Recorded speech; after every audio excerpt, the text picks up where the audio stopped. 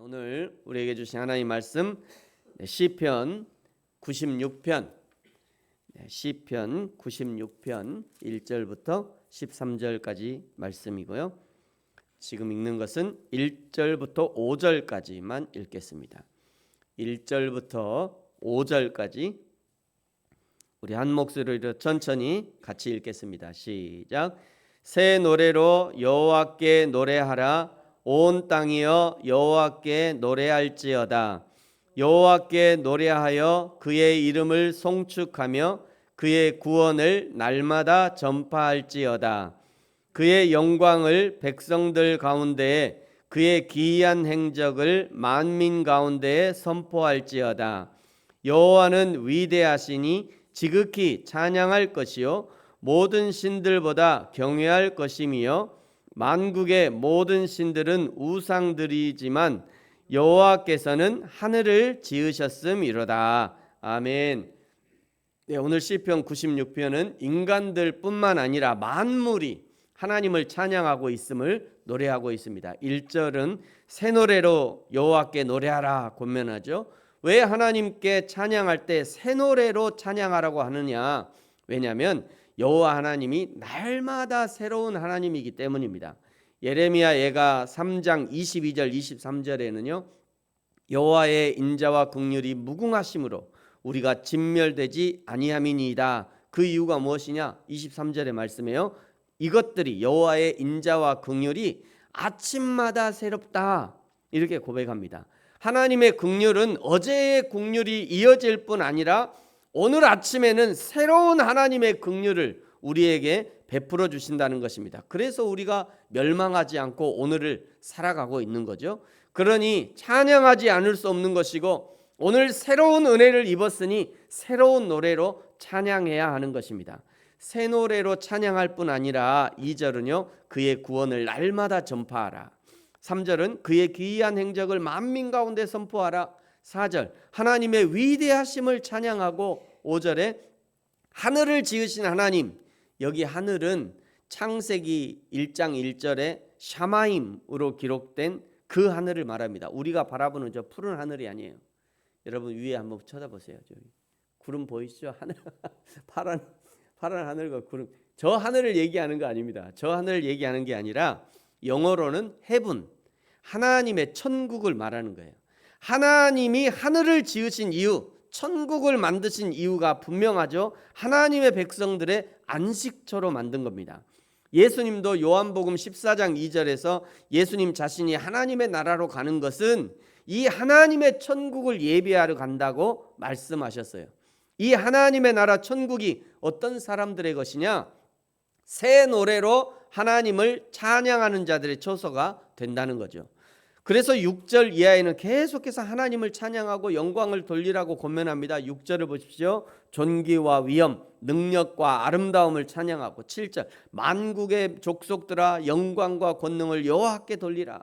8절에 여호와의 이름에 합당한 영광을 돌리라. 9절에 아름답고 거룩한 것으로 예배하라. 10절 모든 나라 세계 만민이 하나님께 찬양하라는 것이죠.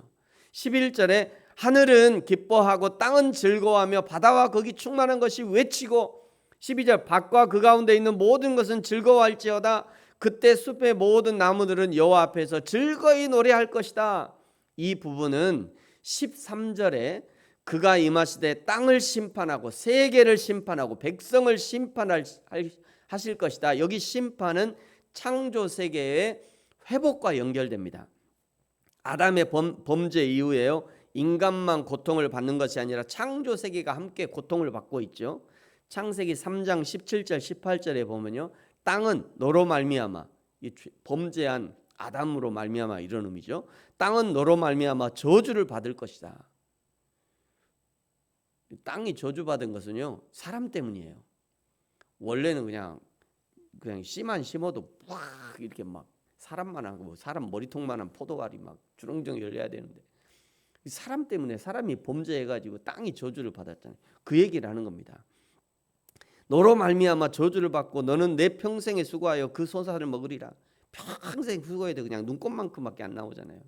농사해 보세요. 그냥 눈꽃만큼 그냥 그렇게 많이 농사하고 막 비료를 주고 막 별짓을 다 해도 그냥 소출은 눈꽃만 조금만 추워도 그냥 꽃이 다 떨어지고 사과값이 왜 이렇게 비싼가 했더니 작년에도 냉해, 올해도 또 냉해가 있을 것 같다고 얘기하는데 큰일 났어요. 인간은요 정말 인간의 범죄 때문에 이 땅이 얼마나 고통을 당하고 있는지 몰라요. 뿐만 아니라 땅이 내게 가시덤불과 엉겅퀴를 낼 것이다 말씀하잖아요. 그래서 로마서 8장 19절에 보면요 피조물들의 마음을 엿볼 수 있습니다. 피조물이 고대하는 바는 하나님의 아들들이 나타나는 것이다. 그러니까 지금도 피조물이 하나님의 아들들의 나타날 것을 바라고 있어요. 그래야지 정말 복음으로 무장된 완전히 변화된 정말 하나님의 사람들이 나타나야 저 창조 세계를 아름답게 가꿀 거 아니에요. 그냥 막 자기를 위해서 그냥 자기 마음을 위해서 무조건 베고 자르고 막 다 해가지고 그냥 골프장 만들고 그냥 거기 농약 뿌려갖고 막 자기 이익을 극대화하는 것이 아니라 정말 하나님의 사람들이 나타나야 그 창조 세계를 원형대로 보존하고 발전시킨다는 거예요. 그래서 하나님의 아들들의 나타나심을 바라고 있는 겁니다. 그러므로 적어도 오늘 예수 그리스도를 믿는 우리 그리스도인들은요 하나님이 만드신 만물이 하나님을 찬양할 수 있도록 하나님의 창조 세계가 회복되도록 관심과 노력을 기울여야 합니다. 우리가 기억해야 할 것 중에 하나는 하나님이 인간들에게 지혜와 능력을 주셔서 우리에게 위임하신 것을 창세기 1장 28절에 말씀하시죠.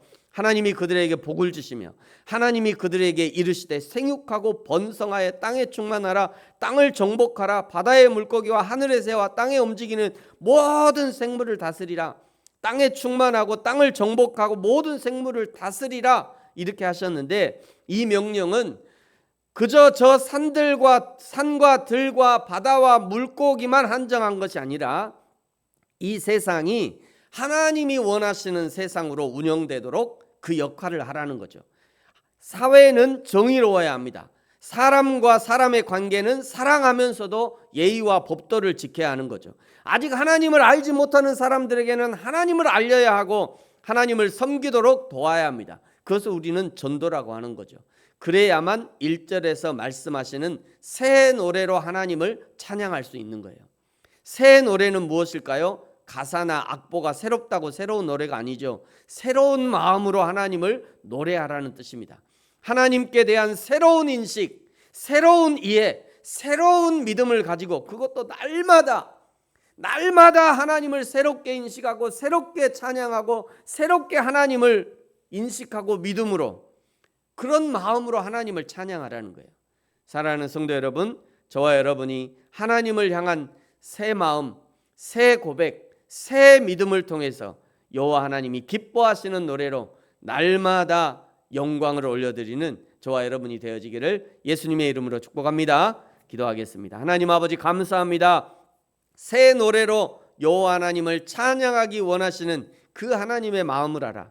이전에 익숙한 노래가 아닌 이 시대를 관통하고 심령을 관통하며 이제는 익숙해져 버려서 도무지 감흥이 없는 예배가 아닌 여호와 하나님의 마음을 감동시키는 새로운 노래로 성도의 마음과 교회를 울리는 새로운 노래로 여호와 하나님께 온전한 영광과 권능을 돌려드리는 저와 우리 모든 성도가 되게 하여 주옵소서. 감사합니다. 예수님의 이름으로 기도합니다. 아멘. 하늘에 계신 우리 아버지여 이름이 거룩히 여김을 받으시오며 나라가 임하시오며 뜻이 하늘에서 이루어진 것 같이 땅에서도 이루어지이다. 오늘 우리에게 일용할 양식을 주시옵고 우리가 우리에게 죄 지은 자를 사하여 준 것 같이 우리 죄를 사하여 주시옵고 우리를 시험에 들게 하지 마시옵고 다만 악에서 구하시옵소서. 나라와 권세와 영광이 아버지께 영원히 있사옵나이다. 아멘.